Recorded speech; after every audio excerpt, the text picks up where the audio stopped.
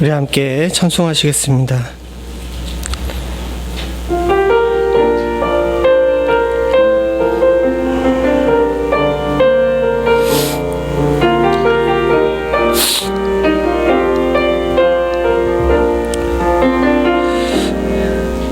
내가 누려왔던 모든 것들이,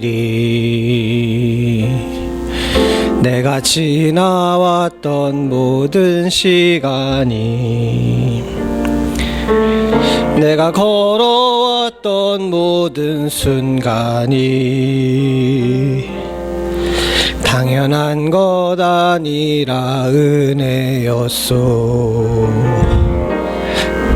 아침 해가 뜨고 저녁에 노을, 봄의 꽃향기와 가을의 열매, 변하는 계절의 모든 순간이 당연한 것 아니라 은혜였소. 모든 것이 은혜,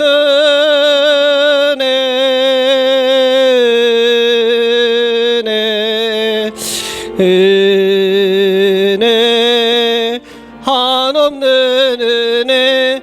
내 삶에 당연한 것 하나도 없었던 것은 모든 것이 은혜였소. 내가 이 땅에 태어나 사는 것, 어린아이 시절과 지금까지 숨을 쉬며 살며 꿈을 꾸는 삶, 당연한 것 아니라 은혜로서. 내가 하나님의 자녀로 살며 너를 찬양하고 예배하는 삶, 복음을 전할 수 있는 축복이 당연한 것 아니라 은혜였소. 모든 것이 은혜,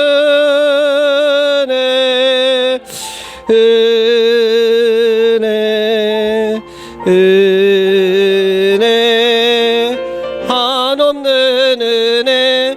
내 삶에 당연한 것 하나도 없었던 것은 모든 것이 은혜였소. 모든 것이 은혜,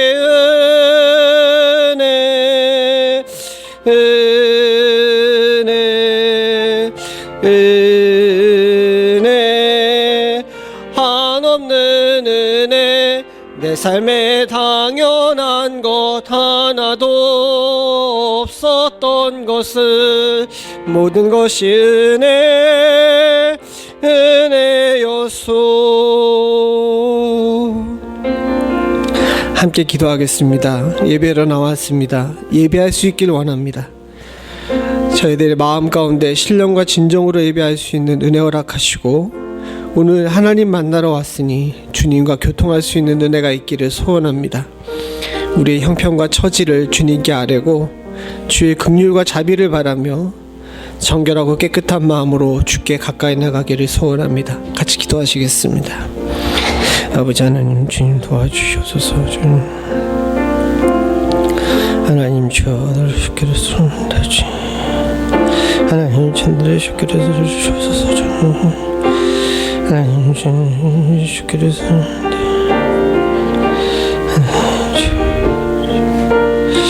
아버지, 주님 주께로 들어주시옵소서. 하나님, 천들의 주께로 들어주시옵소서. 주께로 주옵소서. 주님 주께로 주옵소서. 주님 주께로 주옵소서. 주님 주께로 주옵소서. 주님 주께로 주옵소서. 하나님 신으로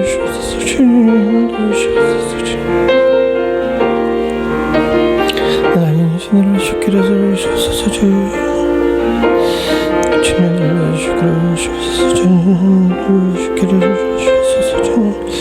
하나님 주기를 주소서 주기를 주소서 하나님 주기를 주소서 하나님 주기를 주소서 주님을 주기를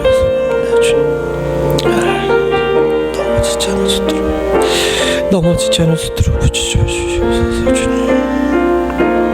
아버지 주님을 주기를 주시옵소서 주님. 주님을 주기를 주시옵소서 주님. 주님을 주기를 주시옵소서 주님.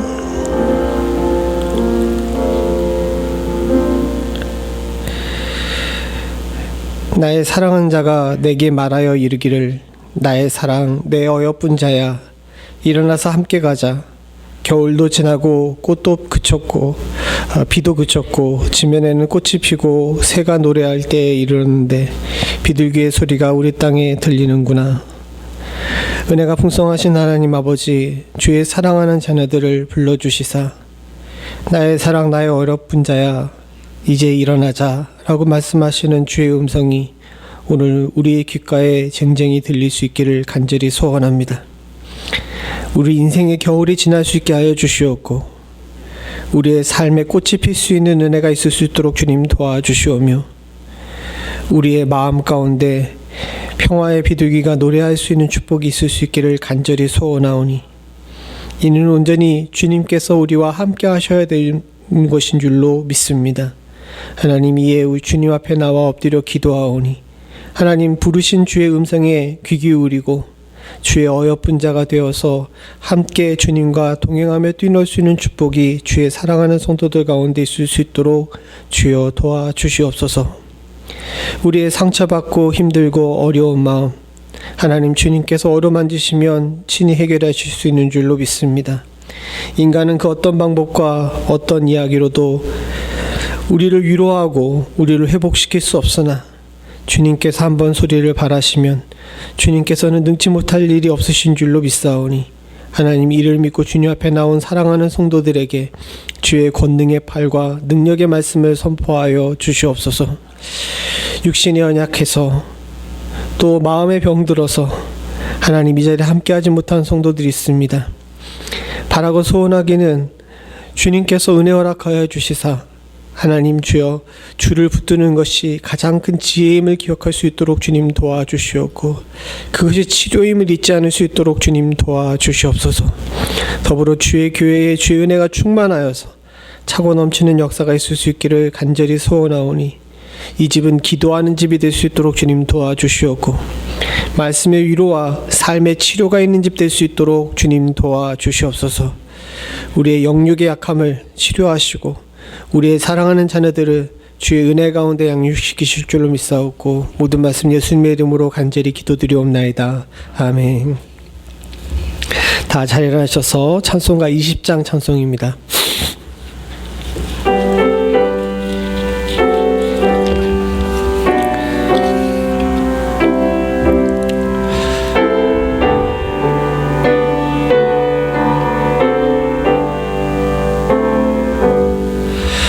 큰 영광 중에 계신 주 나 찬송합니다.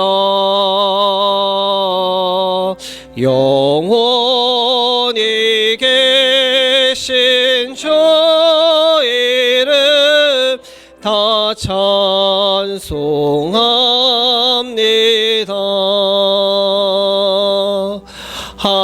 한없이 크신 능력을 나 찬송합니다.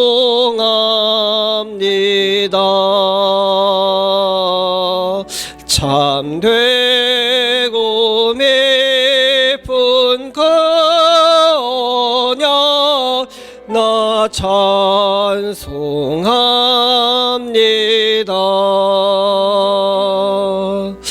온전 창조하시던 그 말씀이 미보 영원히 변치 않은 줄 나 믿사옵니다.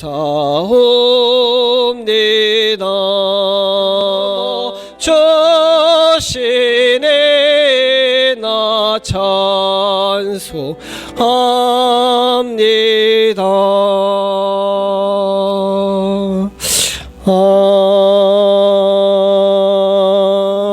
아멘. 교동문 7번 시편 13편입니다. 여호와여 어느 때까지니까 나를 영원히 잊으시나이까 제 얼굴을 나에게서 어느 때까지 숨기시나이까 나의 영혼이 번민하고 종일토록 마음에 근심하기를 어느 때까지 하오며 여호와 내 하나님이여 나를 생각하사 응답하시고 나의 눈을 밝히소서. 두렵건대 나의 원수가 이르기를 내가 그를 이겼다 할까 하오며 나는 오직 주의 사랑을 의지하여 싸우니 내가 여호와를 찬송하리니 이는 주께서 내 은덕을 베푸심이로다. 아멘. 나는 전능하신 아버지 하나님 천지의 창조주를 믿습니다. 나는 그의 유일하신 아들 우리 주 예수 그리스도를 믿습니다. 그는 성령으로 잉태되어 동정녀 마리아에게 나시고 본디오 빌라도에게 고난을 받아 십자가에 못 박혀 죽으시고 장사된 지 사흘 만에 죽은 자 가운데서 다시 살아나셨으며 하늘에 오르시어 전능하신 아버지 하나님 우편에 앉아 계시다가 거기로부터 살아있는 자와 죽은 자를 심판하러 오십니다. 나는 성령을 믿으며 거룩한 공교회와 성도의 교제와 죄를 용서받는 것과 몸의 부활과 영생을 믿습니다. 아멘. 다 자리에 앉으셔서 찬송가 484장 찬송입니다. 예전 찬송가로는 533장입니다.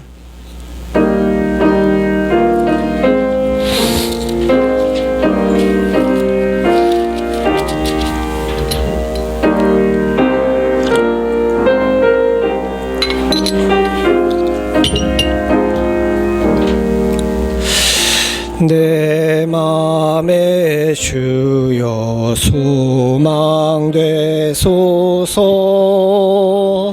주 없이 모든 일 헛되어라. 밤에나 낮에나 주님 생각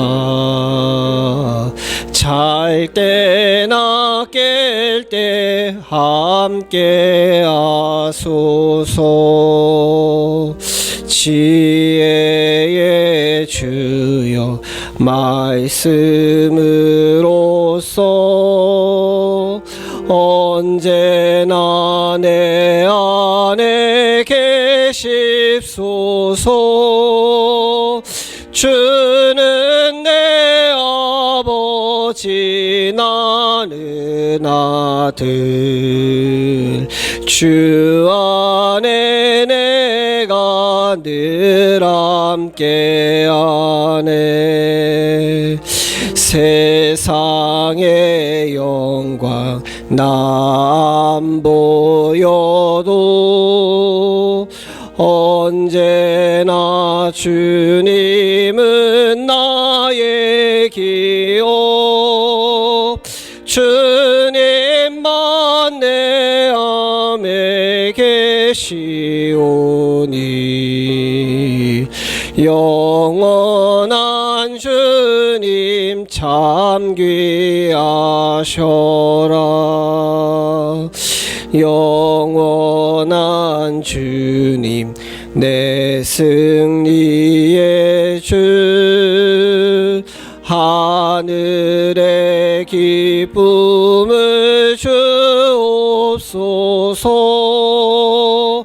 어떠한 고난이 닥쳐와도 만유의 주여 소망되소서.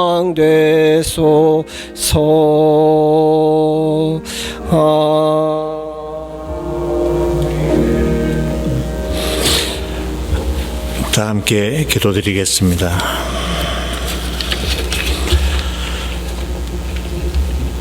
우리로 화목하게 하신 우리 주 예수 그리스도로 말미암아 하나님 안에서 또한 즐거워하느니라. 아멘. 고마우신 하나님 아버지, 저희들에게 구속의 은혜를 주시어 하나님의 자녀가 되는 권세를 주심에 감사드립니다. 영원한 생명을 주시고 멸망치 않고 심판에 이르지 아니함을 감사드리며 모든 영광을 주님께 드립니다. 오늘 또 우리로 화목하게 하신 구원의 감격으로 주님 앞에 나와 예배드리게 하심을 감사드리오니 순서마다 주님과 함께하는 복되고 은혜로운 시간 되게 하여 주시옵소서. 하지만 저희들 주님의 은혜와 보호하심 속에 살아가면서도 주님의 사랑을 깨닫지 못하고 주님의 구속의 은혜보다 주님과의 신령한 사귐보다 악한 세상과 못하며 물질의 풍요함을 즐기며 살아왔음을 고백합니다. 이 시간 주님 앞에 모두 내려놓게 하시고 긍휼히 여겨 주시옵소서. 귀가 있어도 주님의 권면을 듣지 못하고 눈이 있어도 주님의 영광의 보좌를 보지 못하는 저희들의 무능함을 용서하여 주시고 저희들의 심령을 새롭게 변화시켜 주시어 복음의 진리를 깨닫게 하여 주시옵소서. 다시는 주님 나라와 세상 사이에서 머뭇거리지 않고 내 안에 계신 성령 하나님의 인도하심에 순종하며 살아가는 저희들 되게 하여 주시옵소서. 주님께서 세워주신 연합장로교회를 위하여 기도드립니다. 저희 교회가 주님의 몸으로서 합당한 교회로 든든히 설 수 있도록 인도하여 주시옵소서. 저희 교회로 말미암아 구원의 방주 역할을 감당할 수 있게 하시어 세상에서 방황하는 많은 심령들이 어둠의 깊은 곳에서 빛 대신 주님을 만날 수 있는 교회 되게 하시고 구원의 확신을 가지고 주님의 삶을 본받고 따르는 교회 되게 하시어 이웃과 세상을 변화시키며 빛의 역할을 감당할 수 있도록 하여 주시옵소서. 무엇보다 은혜를 사모하며 갈급하는 심령들이 예배를 통하여 주시는 하나님의 능력의 말씀을 통해 시들어가는 심령이 새롭게 되어 세상을 믿음으로 헤치고 나가 승리하는 저희 모두가 되게 하여 주시옵소서. 코로나로 어려워진 환경 속에서도 선교지를 떠나지 않고 주민들과 함께 주님의 사랑을 나누고 계신 선교사님들 주님의 날개로 감싸고 보호하여 주시옵소서.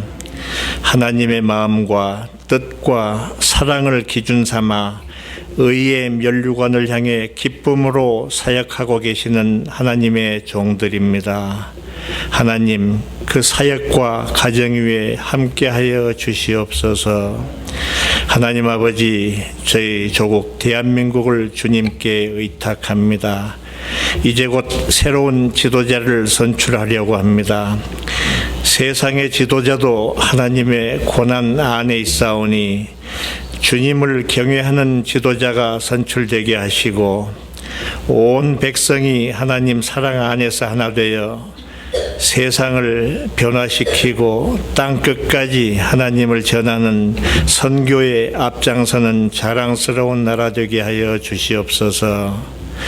하나님 아버지, 하나님께서 저희들에게 맡겨주신 자녀들을 말씀 안에서 잘 양육하게 하시고 계획하는 모든 일들이 주님 뜻 안에서 모두 이루어져 진학하는 학교에서 그리고 앞으로 사회에서도 주님의 마음으로 주의를 이끌어갈 수 있는 리더들이 될 수 있도록 하여 주시옵소서.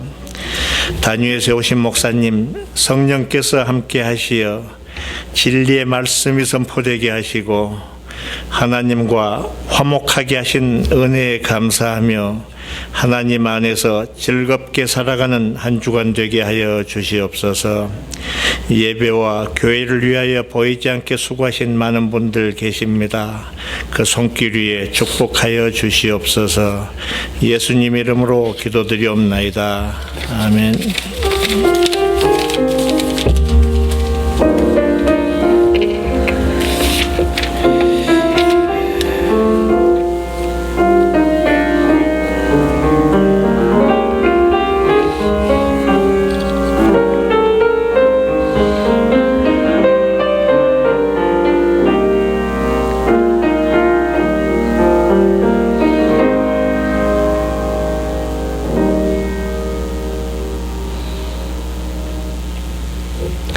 오늘 예배 참석하신 모든 분들을 주님의 이름으로 환영합니다.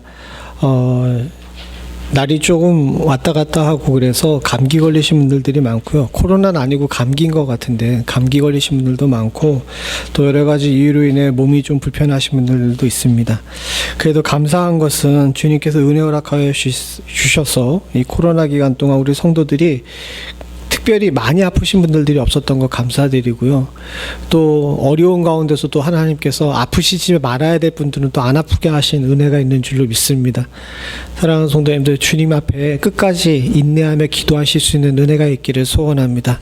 살아있는 교회, 또 주님께서 역사하신 교회에 주신 은혜를 감사하며 우리에게 감사를 세워볼 줄 아는 지혜가 있어야 될 것 같아요. 지난 한 주를 생각하면서 그런 생각들을 참 많이 했습니다. 받은 복을 세워봐야 될 때가 지금이 아닌가 하는 생각을 들었습니다. 세워보시면 주님께서 우리들에게 더 큰 복 허락하실 줄로 믿습니다. 광고 드린 것처럼 2월 한 달까지는 우리 친교를 쉬도록 그렇게 하겠습니다.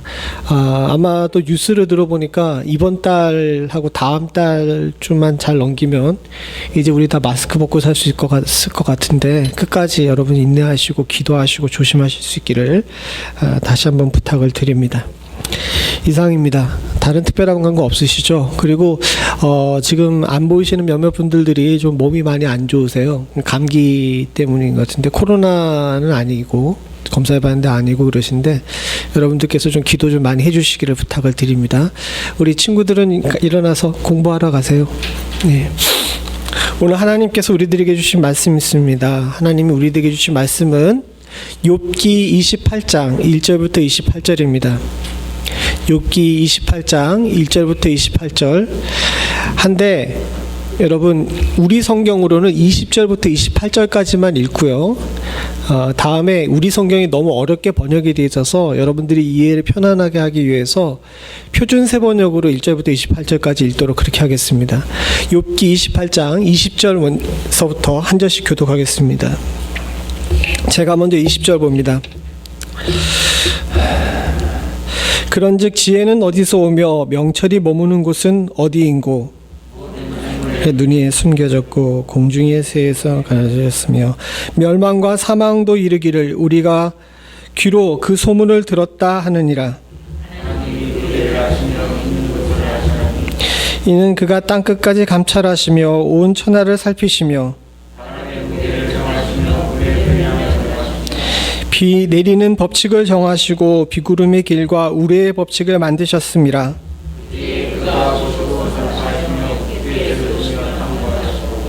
함께 읽겠습니다. 또 사람에게 말씀하셨도다. 보라, 주를 경외함이 지혜요 악을 떠남이 명천이니라. 아멘. 우리 표준 세번역으로 1절부터 읽도록 하겠습니다. 제가 먼저 1절 봅니다. 은을 캐는 광산이 있고 금을 정렬하는 재련소도 있다. 광부들은 땅속 깊이 파고 들어가서 땅 속이 아무리 캄캄해도 그 캄캄한 구석구석에서 광석을 캐어낸다.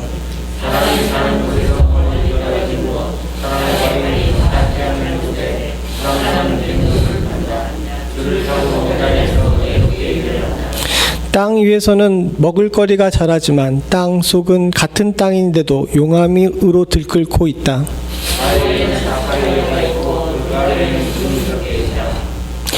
솔개도 거기에 이르는 길을 알지 못하고 매의 날카로운 눈도 그 길을 찾지 못한다.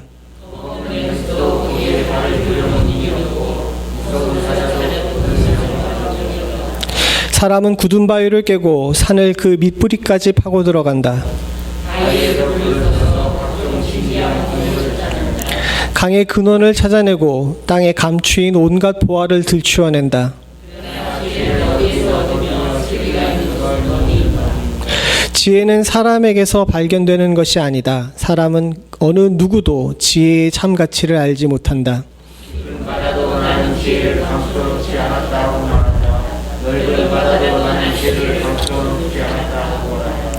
지혜는 금을 주고 살 수 없고 은으로도 그 값을 치를 수 없다.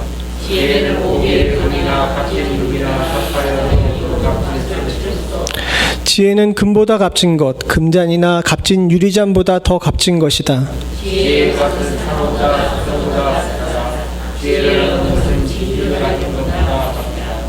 에디오피아의 토파즈도 지혜와 비교할 수 없고 정금으로도 지혜의 값을 치를 수 없다.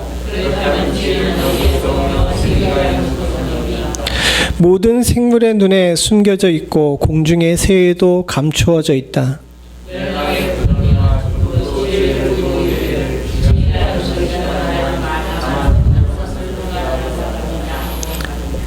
그러나 하나님은 지혜가 있는 곳에 이르는 길을 아신다.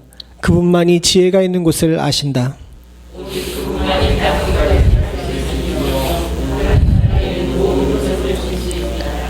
그분께서 저울로 바람의 강약을 달아보시며 보시던 때에 물의 분량을 달아보시던 그때에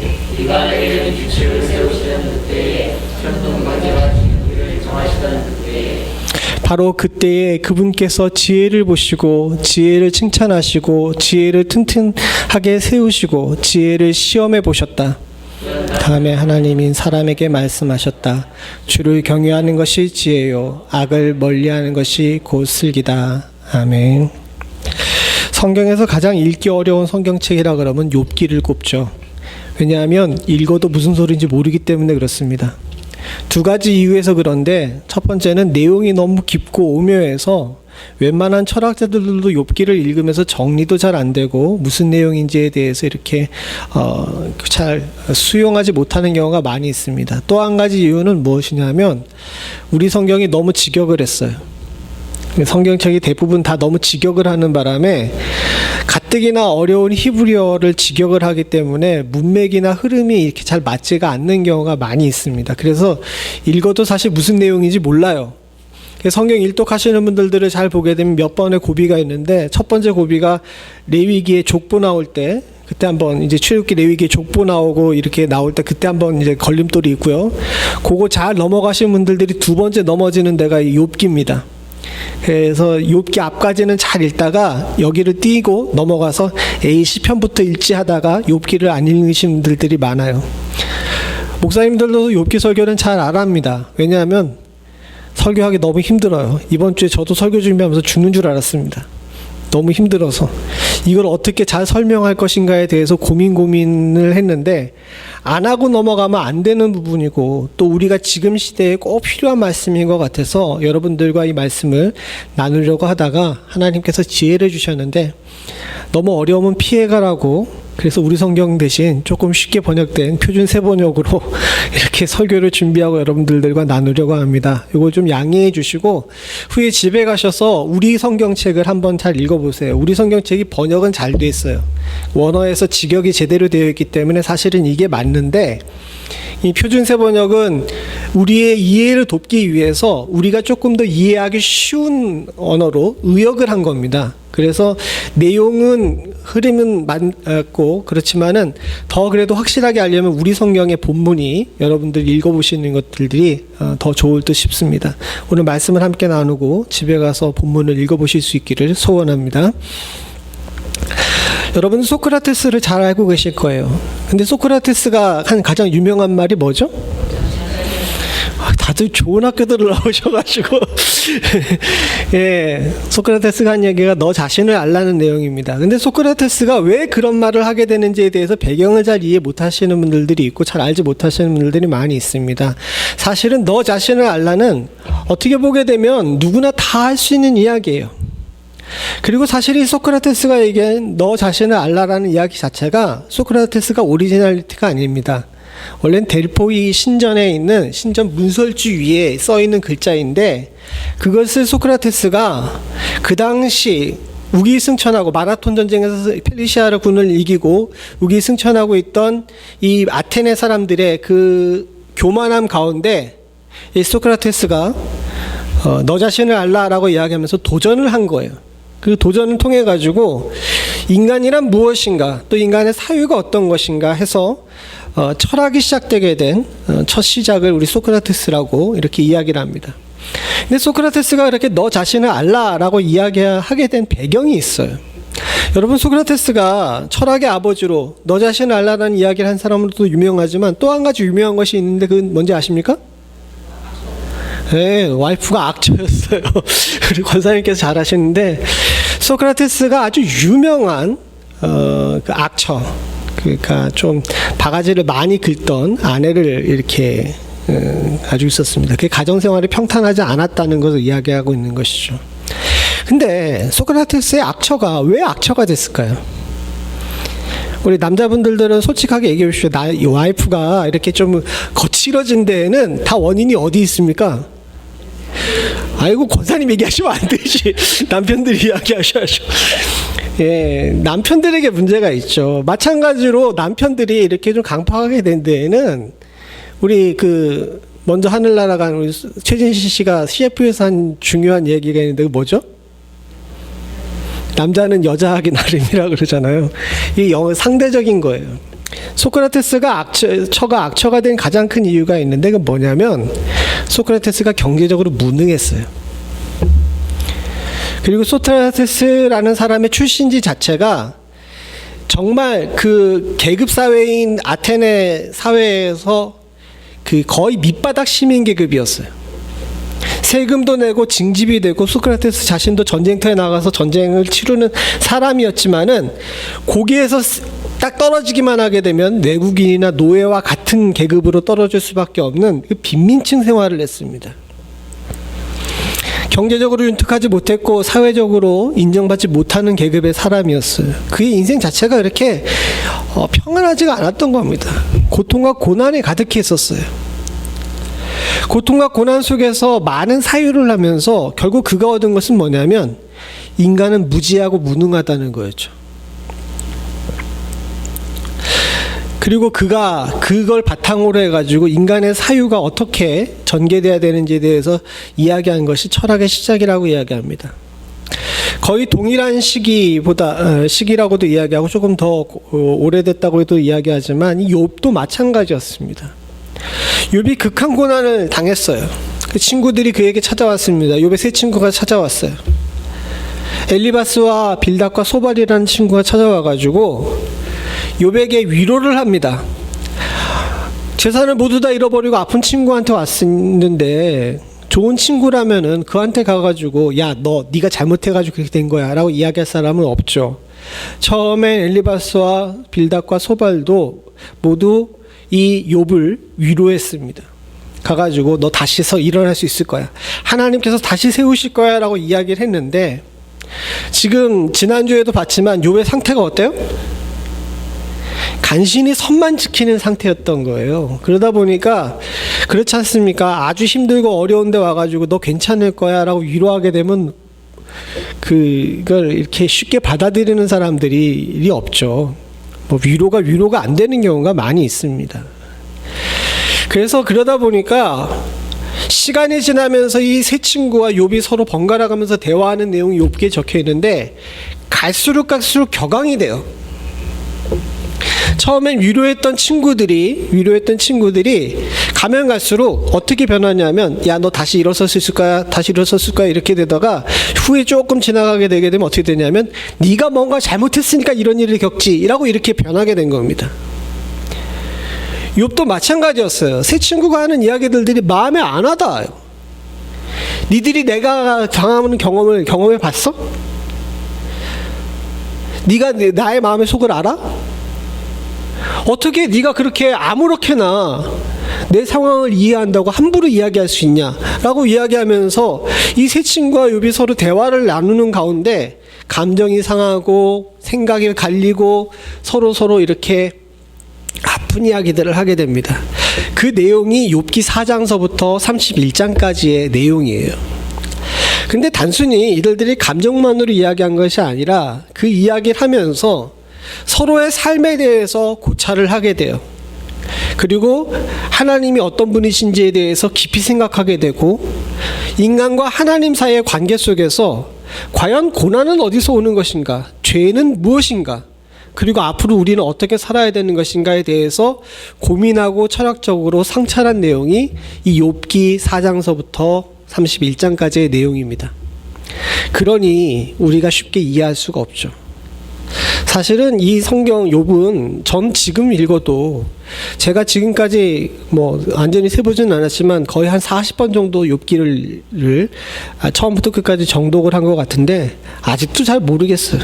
무슨 내용인지 잘 모르겠는데, 그래도 한 가지 깨달은 것이 있는데, 그것은 뭐냐면 욥의 고난이 욥을 더 지혜롭게 만들었다는 것은 알 수 있어요. 욥기 1장에 보게 되면 욥은 당대의 의인이었습니다. 그리고 완전한 자라 그랬어요. 그 얘기는 뭐냐면 그가 도덕적으로 정직했을 뿐만 아니라 하나님 보시기에도 기뻐하는 사람이었고, 당대에 있던 모든 사람들 중에서 가장 인격적으로 완성된 존재라는 거예요. 지혜로운 존재라는 겁니다. 그러나 욥이 고난을 당했을 때 그의 삶과 그의 모습을 보게 되고 이 대화를 보게 되게 되면 욥도 연약한 존재이고 부족한 존재이고 모자란 존재라는 거예요. 아마도 욥의 세 친구가 그에게 와서 위로했을 때 욥이 더 격렬하게 반응했던 것은, 욥의 입장에서 볼 때 난 의로운 자고 난 완전한 자인데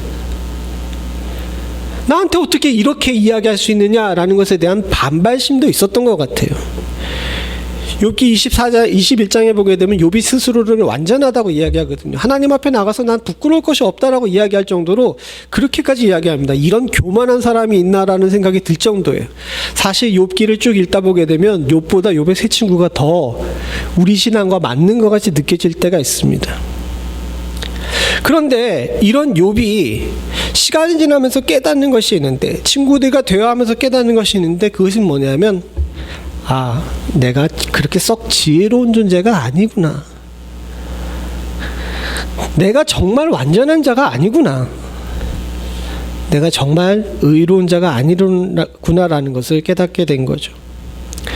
그러면서 이 욥의 친구들과 대화하는 가운데 오늘 28장에서 욥이 그제서야 진짜 지혜가 무엇인가에 대해서 조금 깨달은 내용을 노래한 것이 바로 오늘 우리가 읽은 본문입니다. 이 본문에 보게 되면 1절서부터 11절에는 그 탐광하고 광산의 이야기가 나옵니다. 이게 무슨 얘기냐 하게 되면, 욥기가 쓰여졌던 때가 그 BC 한 4000년경이라고 이야기하거든요. 지금부터 한 6000년경이었는데, 여러분 놀랍게도 이 당시에 그 광산 기술이 18세기보다 훨씬 더 뛰어났어요. 그래서 그 당시 이 애굽, 이집트나 또 이 바벨론 같은 경우에 보게 되게 되면 오늘 여기 본문에 나와 있는 내용처럼 아주 도시에서 먼 거리까지 가가지고 거기에서 광산을 찾아가지고 그 광산을 갖다 아주 깊은 갱도를 파서 이 용암 이야기가 나오잖아요. 우리 성경에는 뜨겁다라고 나오는데 이 용암층까지 파고 들어갈 정도로 아주 깊은 자리에 가가지고 그 광석을 캐냈습니다.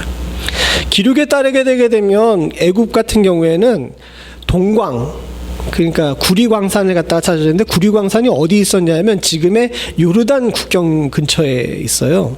이집트 나일강가에서 요르단 국경까지 있는 데까지 사람을 파견해가지고 거기서 동을 아주 깊은 갱도에서 파내가지고 그걸 가져와서 썼던 겁니다. 거기에 관한 이야기들이 1절서부터 11절까지 나와요. 왜 이런 얘기를 하냐 하게 되면 겉으로 볼 때는 그냥 평평한 땅인데 그 깊숙한 곳에 가가지고 보석을 찾은 만큼 인간이 뭐하다는 겁니까? 지혜롭다라는 거예요.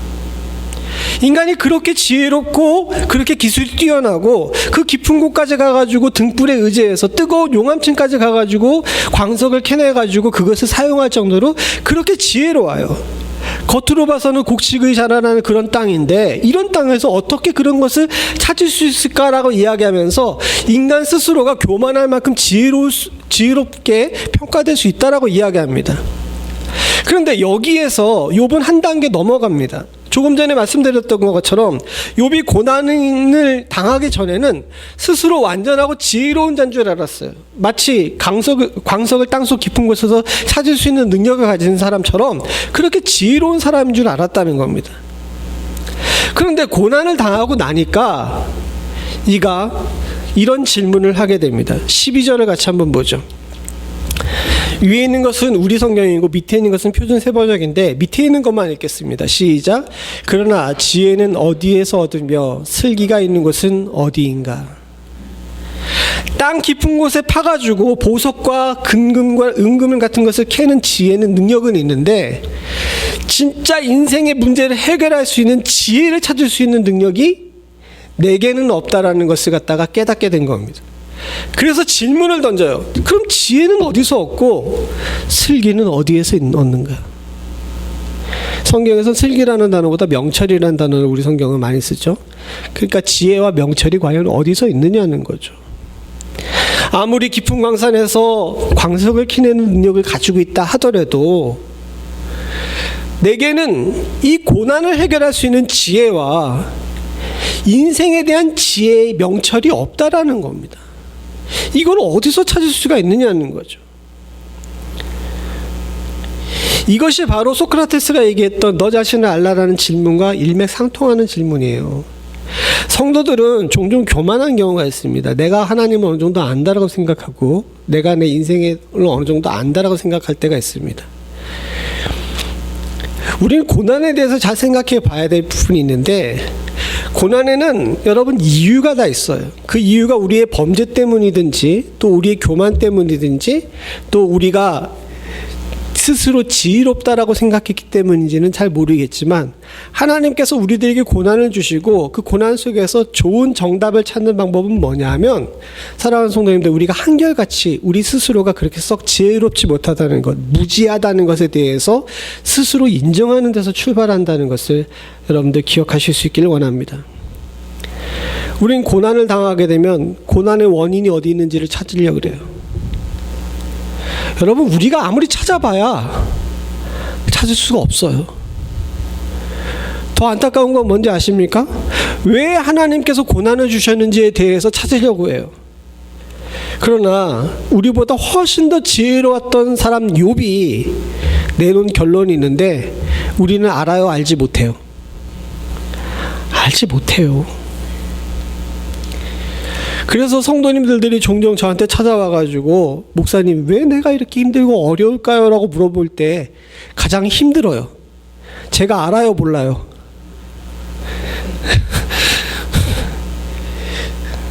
참 목사가 된 다음에 가장 말하기 힘든 게 모른다라는 것. 나는 모릅니다 라고 이야기하는 것이 가장 힘들다라고 이야기하는데 그걸 절실하게 느낍니다. 성도들은 목사들한테 찾아와가지고 물어볼 때 뭔가 답을 얻기를 원하죠. 마치 죄송한 얘기인데 여러분들이 그렇다는 얘기는 아니에요. 무당들에게 찾아가가지고 답을 얻는 것과 비슷하게 생각을 해요. 여러분 무당이 인기 있을까요? 목사가 인기가 있을까요? 이거는 왜 대답을 못하고 웃으시지? 솔직하게 얘기해보세요. 우리가 안 그래요. 여러분 얘기를 하는 게 아니에요. 무당이 인기 있을까요? 목사가 인기 있을까요? 끝까지 대답을 안 하시죠? 아주 위험한 발언이기 때문에 솔직하게 제가 얘기할게요. 목사보다 무당이 인기가 있죠. 왜 인기가 있을까요? 무당은 명확하게 답을 해주거든. 그게 어떻게 됐든 올해는 동쪽으로 가지마. 세상에 사람이 동쪽으로 안 가고 어떻게 살아요? 근데 어쨌든 명확하게 답이 있잖아요. 동쪽으로 가지 말라고. 그 답이 오답이든 정답이든 상관없이 명확하게 답을 해준단 말이에요. 그러다 보니까 목사들도 함정에 빠집니다. 자기도 모르면서 성도들한테 무조건 뭔가 답을 해주려고 그래요.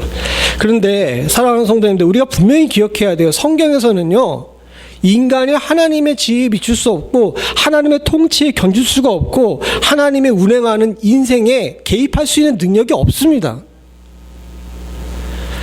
그러니까 정직하게 얘기한다 그러게 되면, 여러분들이 제게 찾아와가지고 목사님 이 고난은 어디서 왔을까요? 나 왜 이렇게 힘들까요? 라고 물어볼 때 제가 해줄 수 있는 답은 뭐예요?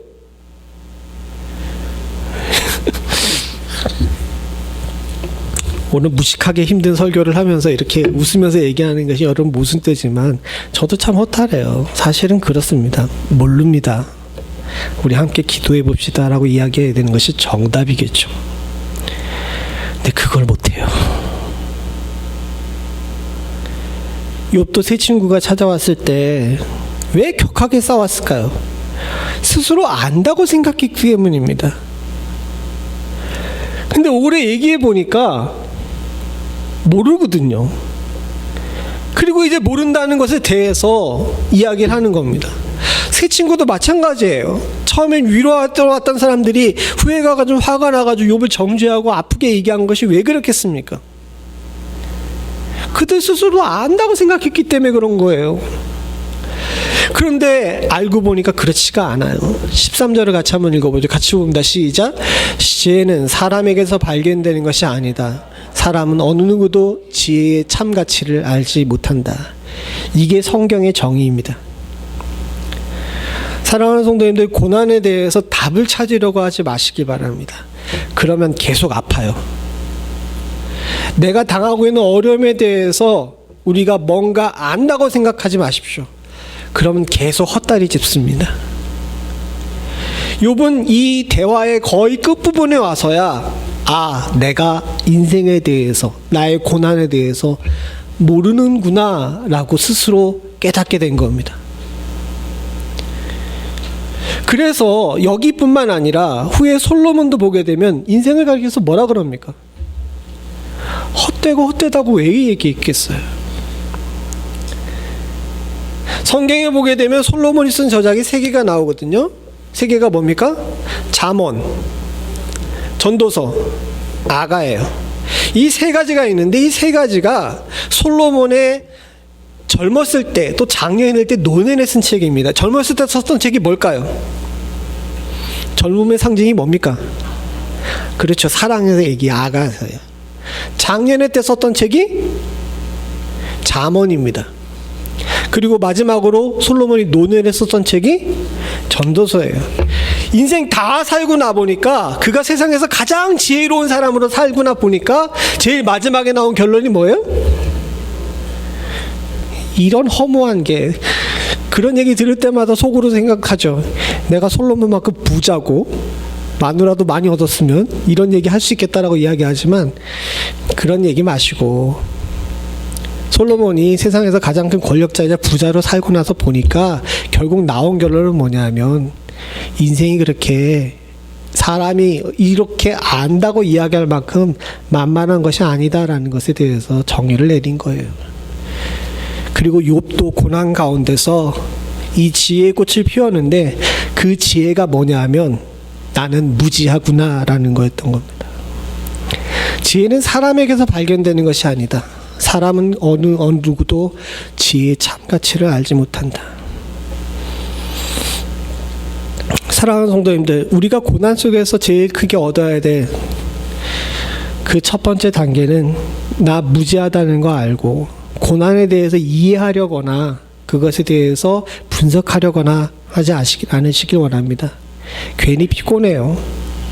하나님이 딱 이때에 이런 일들을 내게 하신 것에서는 주님께서 다 이유가 있으시겠죠. 나보다 더 나를 잘 아시는 분께서 나에게 각장 적절한 시기에 견딜 만한 일들을 허락하신 줄로 믿습니다. 하나님, 내게 견딜 수 있는 힘과 이길 수 있는 능력을 허락해 주십시오. 기도할 수 있는 지혜가 있으면 그것으로 족한 줄로 믿습니다. 더불어서 사랑하는 성도님들, 우리가 알지 못하는, 무지를 아는 것과 동시에 해야 되는 걸 깨닫게 된 것이 있는데, 그것은 뭐냐면 욥이 나는 무능하다라는 것을 깨달았어요. 나는 무능하다. 무슨 얘기냐 하게 되면 이 다음에 나온 부분인데 14절부터 16절을 같이 한번 읽어보죠. 시작. 깊은 바다도 나는 지혜를 감추어 놓지 않았다 말하고, 넓은 바다도 나는 지혜를 감추어 놓지 않았다 하고 말한다. 지혜는 금을 주고 살 수 없고 은으로도 값을 치를 수 없다. 지혜는 오빌의 금이나 값진 누비나 사파이어라도 그 값을 치를 수가 없다. 14절에 나온 이야기를 통해서 알 수 있는 것은 뭐냐면, 어디 가서 지혜를 구할 수 있는 장소를 모른다는 이야기입니다. 더불어서 15절과 16절의 이야기는 내 능력으로는 지혜를 살 방법이 없다라는 것을 이야기하죠. 장소도 모르고 능력도 안 된다는 것에 대해서 이야기를 하는 겁니다. 지혜는요, 우리가 그것을 알지 못할 뿐더러 알지 못하니까 다른 사람들에게서 내가 그것을 취해야 되는데, 취할 수 있는 방법도 능력도 내게 없다라는 겁니다. 즉, 자력으로는 사랑하는 성도님들, 우리가 지혜에 접근할 수 있는 이런 방법이 없어요. 이걸 인정해야 됩니다. 우리가 고난을 당할 때 우리 고난이 더 나를 힘들게 만드는 것은 뭐냐면, 내가 고난을 헤쳐나올 수 있는 능력이 없다는 사실에 대해서 되게 아파합니다. 근데 여러분, 그렇게 하지 마세요. 이미 전제 자체가 잘못된 겁니다. 우리는 고난을 해결할 수 있는 능력 자체가 원래부터 없었어요. 왜 원래부터 없던 능력이 내게 없다는 사실 때문에 아파하고 힘들어해야 되냐는 거죠. 여러분들이 말장난처럼 느껴질 수 있겠지만 그렇지가 않습니다. 사랑하는 성도님들, 우리가 고난에 접근할 때 지난 토요일에도 새벽에 설교를 했는데, 자꾸 잘못 접근하기 때문에 고난을 더 힘들게 만들어요. 우리보다 더 극하고 힘든 고난을 당했던 욥이 극한의 고난에서 만난 지혜가 있는데 뭐냐 하면, 내가 자력으로 이 문제를 해결할 수 없다는 것에 대한 인정입니다. 내가 그걸 인정하지 않기 때문에 친구들과 싸우고 있는 거고, 내가 그걸 인정하지 않기 때문에 나의 스스로를 괴롭게 여기고, 심지어는 스스로의 입으로 내가 태어나지 않았으면 족할 뻔했다라고 이야기했던 거죠. 근데 이 이야기 28장 이후로부터 욥의 논조가 바뀌어요. 내 능력으로 이 문제를 해결할 수 없다는 사실을 안 다음서부터는 욥이 철저하게 하나님께 기대입니다. 그리고 거기서 해답이 있었던 거예요. 고난이 우리를 더 힘들게 만드는 이유는 고난의 그 자체의 문제 때문이 아니라, 고난을 해결하려는 우리의 방법이 잘못됐기 때문이라는 사실을 우리가 깨달아야 돼요. 그리고 진정한 방법은 뭐냐면, 나는 무능하니까 두 손 들고 주님께 나아가야 된다는 사실을 깨닫는 것이 중요하다는 거죠. 기독교의 오묘한 진리는요, 사랑하는 성도님들, 사람이 함부로 재단하거나 함부로 접근할 수 있는 문제가 아닙니다. 또 세상의 기준하고도 잘 맞지 않아요.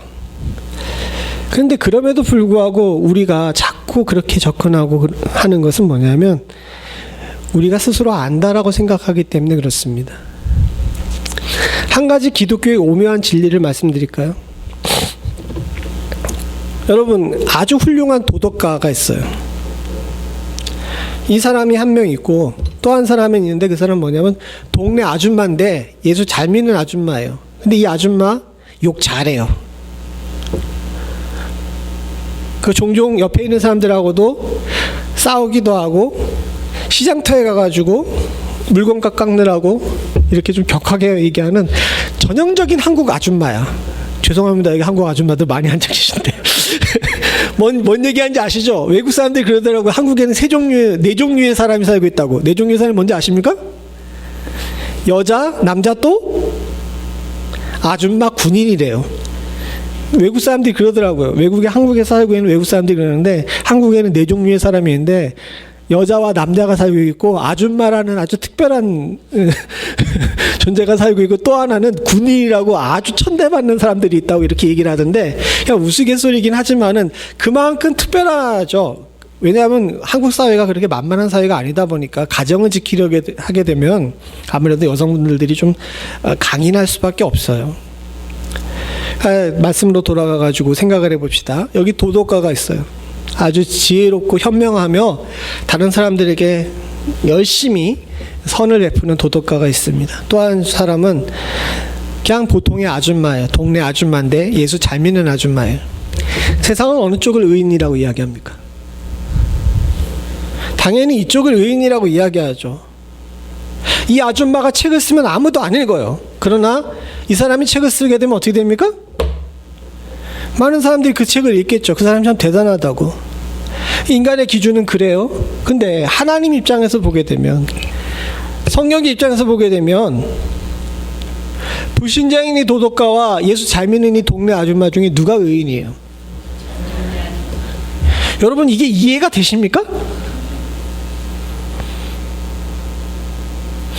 근데 이게 지혜예요.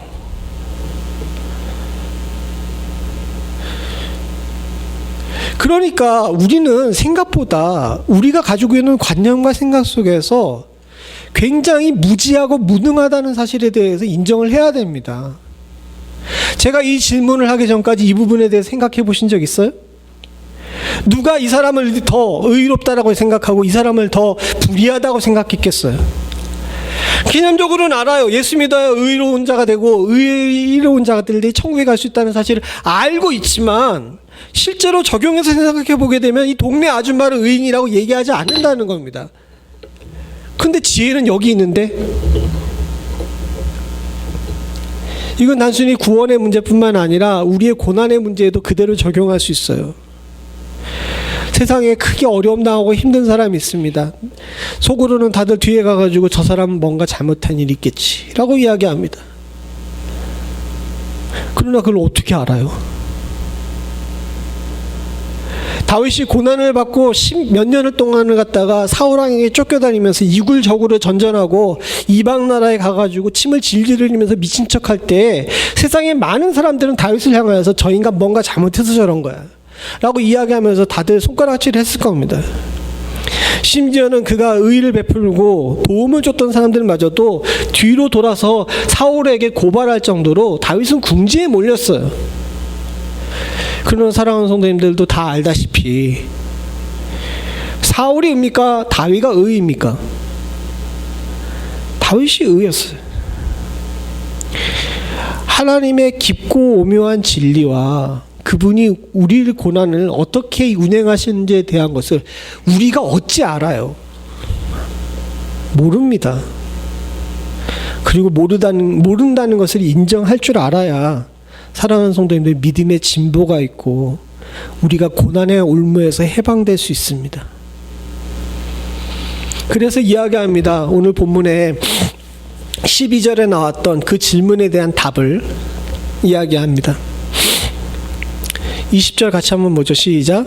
그렇다면 지혜는 어디서 오며 슬기가 있는 곳은 어디인가?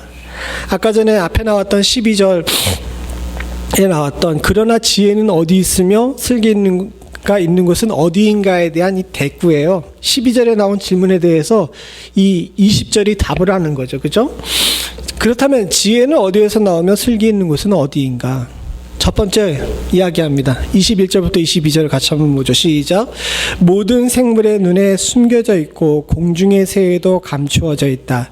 멸망의 구렁텅이와 죽음도 지혜를 두고 이르기를 지혜라는 것이 있다는 말은 다만 소문으로만 들었을 뿐이다 하고 말한다. 21절에 모든 생명과 공중의 새도 모른다라고 이야기하는 것은 뭐냐면 천지 세상 속에서 지혜를 찾을 수가 없다라는 겁니다. 더 나아가서 22절 멸망의 구렁텅이와 죽음에서도 라는 이야기가 나오는 것은 뭐냐면 우리가 결국 인생이 가게 될 마지막 그 순간 죽음까지 가서도 그러니까 형이상학적인 세계에서도 인간의 형이상학적인 세계에서도 지혜라는 것이 있다는 소문만 들었지 본 적은 없다라고 이야기한다는 거죠. 자연도 우리의 사유에서도 지혜를 찾을 수가 없다라는 겁니다. 우선 이걸 인정해야 돼요. 아무리 공부를 많이 하고 아무리 사유를 많이 우리가 진정한 지혜를 찾을 수가 없어요. 그러면 그 다음 단계로 넘어가 보죠. 23절부터 24절입니다. 같이 봅니다. 시작. 그러나 하나님은 지혜가 있는 곳에 이르는 것을 아신다. 그분만이 지혜가 있는 곳을 아신다. 오직 그분만이 땅끝까지 살피실 수 있으며 하늘 아래에 있는 모든 것들을 보실 수가 있다. 23절 우리 성경은 23절은 어떻게 나와 있냐면 하나님은 그 길을 아시며 있는 곳을 아시나니 라고 나와 있습니다. 여기다가 밑줄 쫙 거놓으시고 여러분들 꼭 인생 속에서 힘들고 어려울 때 이 성경 구절 찾아보실 수 있길 바랍니다. 간단하고 쉬운 얘기고 우리 많이 듣던 얘기예요. 그러나 이 이야기가 나오기까지 욥이 겪었던 인생의 고난과 굴레를 여러분 생각해 보시고 또 우리가 내가 고통과 어려움을 겪을 때 고난과 굴레 속에서 과연 이 대답을 할 수 있는 것인가에 대해서 여러분 한번 잘 생각해 보실 수 있기를 소원합니다. 하나님은 그 길을 아시며 있는 곳을 아시나니 하나님은 지혜가 있는 곳에 이르는 길을 아신다. 그분만이 지혜가 있는 곳을 아신다. 저도 인생 속에서 아주 젊었을 때 굉장히 고통받고 힘들었던 때가 있었습니다. 그런데 제가 그때 크게 울면서 회개하면서 하나님께 이제 돌아왔던 때가 있었는데 굉장히 힘들었던 때 목사 되기 바로 직전에 결혼하기 전이었는데 이제 사역을 포기하고 세상으로 갈까 막 이렇게 고민하고 있었던 그때였어요. 너무 좀 힘들고 어려웠던 때라 마음이 너무 힘들고 어려웠던 때고 육신도 그래서 그렇게 힘들었던 때 많이 그렇게 힘들었는데 그때 주일학교 아이들에게 보여줄 영화를 이제 고르면서 영화를 하나 이렇게 봤는데 그게 뭐냐면 이집트 왕자 2예요. 여러분 보셨는지 모르겠는데요. 왜 이집트 왕자 1이 왜 그 디즈니인가에서 나왔던가요? 하여튼간 그거 잘 모르겠는데 왜 그 모세 이야기잖아요. 그 휘트니 휴스턴하고 머라이어 캐리가 불렀던 노래 유명한 그거. 그 이집트 왕자 1이 크게 히트를 친 다음에 이집트 왕자 2가 나왔었어요. 근데 그게 그렇게 전국 세계적으로 이렇게 크게 히트를 치지 못했는데 이집트 왕자 2에 나오는 이야기는 그 요셉에 관한 이야기였습니다. 근데 요셉에 관한 이야기였는데 그 영화를 갖다가 주일학교 아이들에게 보여주려면 먼저 봐야 되잖아요. 내가 뭔 내용인지 봐야지 아이들한테 보여주잖아요. 그리고 쭉 보고 있는데 그때 그 영화 가운데 그 요셉이 감옥에 갇혀 있는 내용이 나와요. 거기서 하나님께 막 불평하고 원망하는 내용이 나오죠. 근데 그 속에서 그 감옥에 있는 창틀을 통해 가지고 나오는 그 빛을 해서 나무를 키우면서 부르는 노래가 있습니다.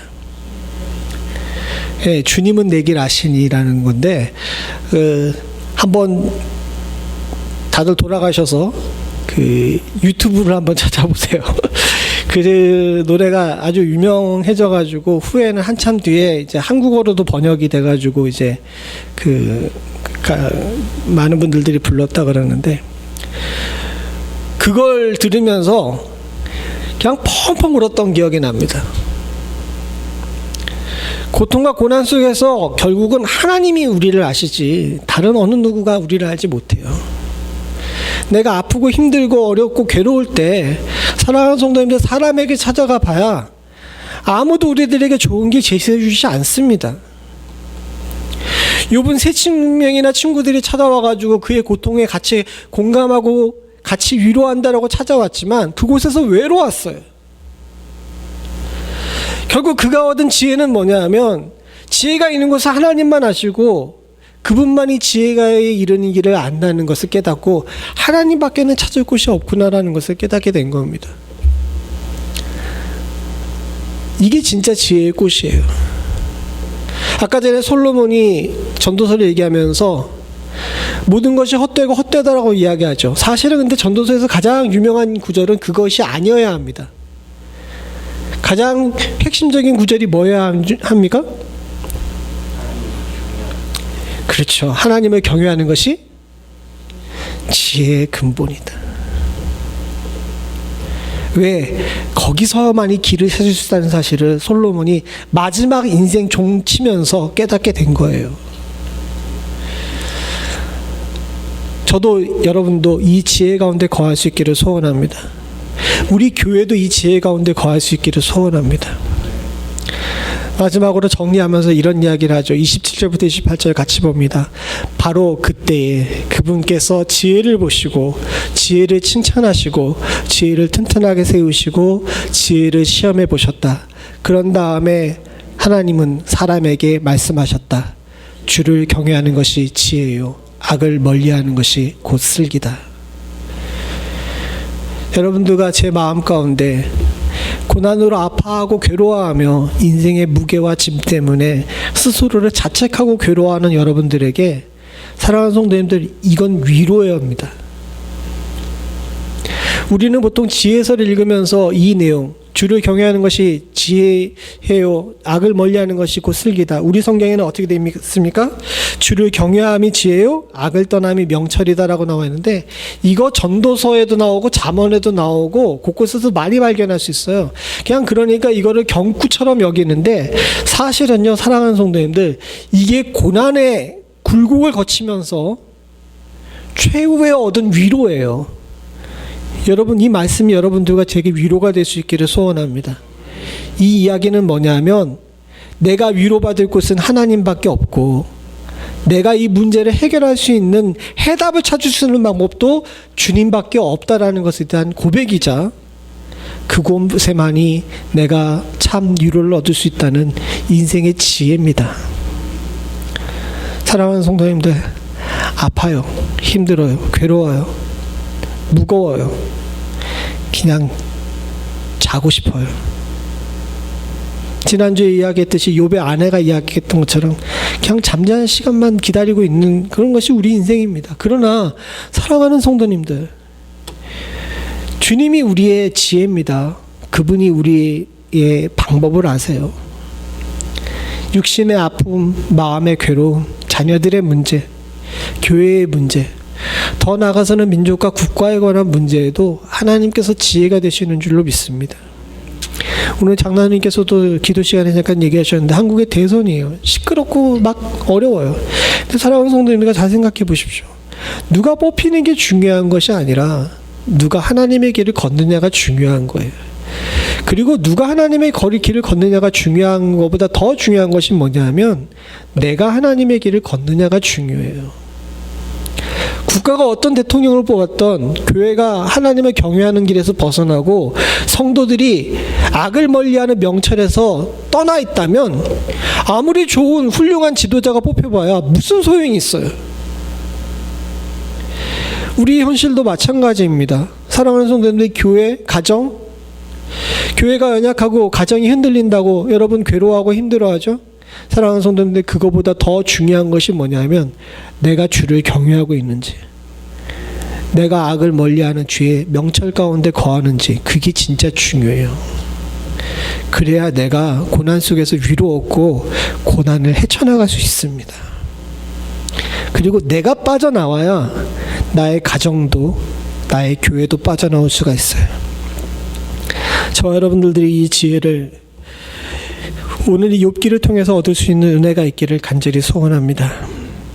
같이 기도하시겠습니다. 하나님 아버지, 부족한 종이 입술이 둔하여서 정말 귀하고 소중하며 온갖 지혜가 담겨져 있는 귀한 말씀을 제대로 증거할 수 있는 능력이 없었음을 주께 고백합니다. 그러나 하나님, 주님께서는 사랑하는 성도들이 읽는 것만 해도 깨닫게 하시고, 연약한 종의 입술로 선포된 말씀으로도 위로 얻을 수 있는 축복을 허락하실 줄로 믿습니다.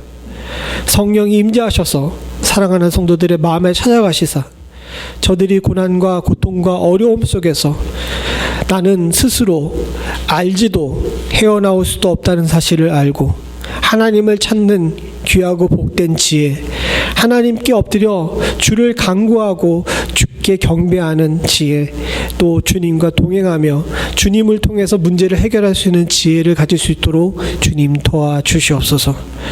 주께서 주의 사랑하는 교회, 성도들의 가정, 성도들의 일터, 성도들 개개인을 더욱 지혜롭게 하실 줄로 믿사옵고 모든 말씀 예수님의 이름으로 간절히 기도드리옵나이다. 아멘. 우리 다 일어나셔서 찬송가 488장 찬송 부르시며 준비하신 예물 하나님께 드리겠습니다. 예전 찬송가로는 539장입니다.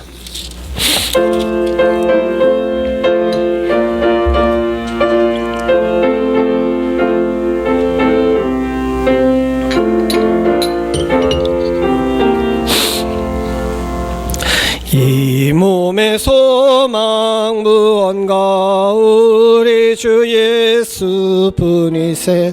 우리 주 예수밖에는 믿으리 아주 없도다. 주 나의 반석에 계시네. 그 위에 내가 서리라. 그 위에 내가 서리라.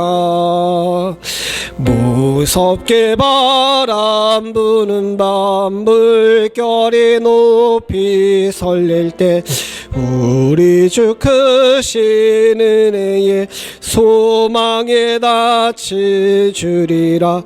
주 나의 반석에 계시네. 그 위에 내가 서리라. 그 위에 내가 서리라. 세상에 믿던 모든 것 끊어질 그날 되어도 구주의 언약 믿사와 내 소망 더욱 크리라. 주 나의 반석에 계시네. 그 위에 내가 서리라. 그 위에 내가 서리라.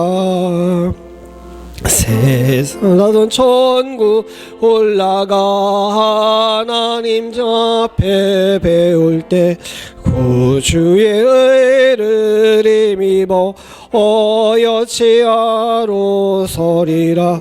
주 나의 반석에 계시네. 그 위에